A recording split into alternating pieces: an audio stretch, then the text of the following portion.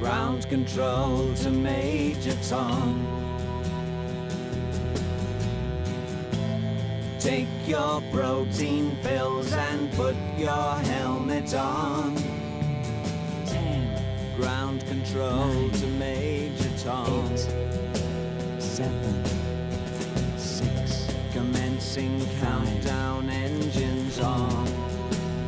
3, 2, Check ignition and may God's love Lift be off. with you.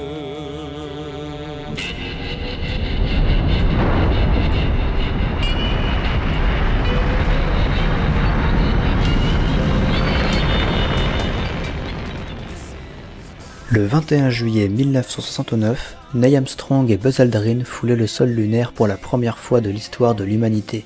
Ce fut l'aboutissement de nombreuses années de travail, mais aussi de nombreux siècles de spéculations, de récits, de rêves quant aux voyages spatiaux visant l'exploration de notre satellite naturel.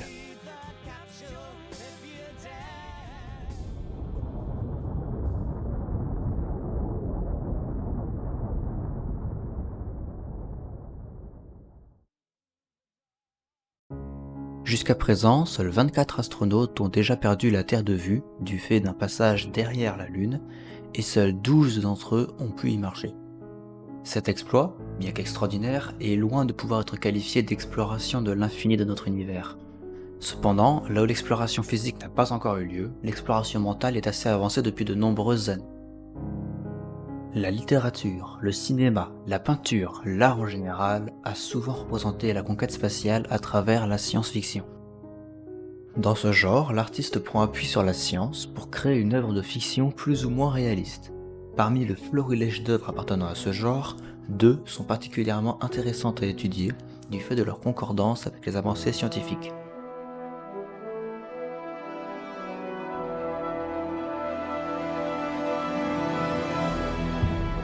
Il s'agit de la bande dessinée Valérian et Laureline et du film Seul sur Mars.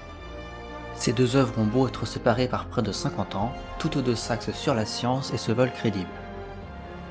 Valérian, tout d'abord, est une série de bandes dessinées réalisées par Pierre Christin, le scénariste, Jean-Claude Mézières, le dessinateur, et Evelyne Tranlé, la coloriste. On y suit les différentes pérégrinations de Valérian et Laureline, 2 terriens chargés de faire régner l'ordre dans l'univers. Cet univers, justement, est immense, très varié et inspiré, comme on peut le voir dans l'adaptation cinématographique de 2017 réalisée par Luc Besson. Le premier numéro étant sorti 2 ans seulement avant que Apollo 11 allunisse, la série a profité de l'engouement général pour se populariser et devenir l'un des piliers de la science-fiction.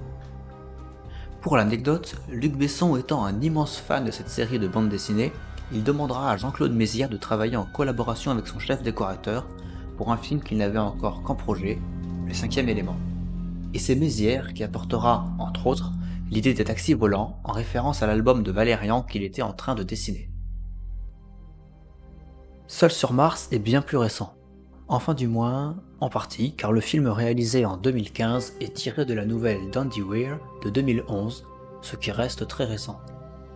Le film a été réalisé par Ridley Scott avec Matt Damon dans le rôle principal. On y suit Mark Whitney alors qu'il est abandonné sur Mars par le reste de l'équipage de sa mission, le croyant mort. Il tente de survivre, développe une agriculture sur le sol martien, établit une communication avec la Terre et finit finalement par regagner le vaisseau principal, étant revenu le chercher in extremis après avoir passé plusieurs centaines de jours terrestres sur Mars. Nous ne sommes plus dans un futur lointain qui, même aujourd'hui, nous paraît peu probable, comme dans Valérian ou le 5e élément, mais dans un film d'anticipation d'un futur proche, très proche.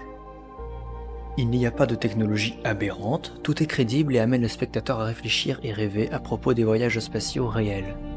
Ce film décloisonne l'espace restreint de la Terre en amenant le spectateur de manière convaincante sur Mars. Ces 2 œuvres nous permettent, chacune à leur manière, de nous représenter la grandeur, voire même l'infinité de notre univers.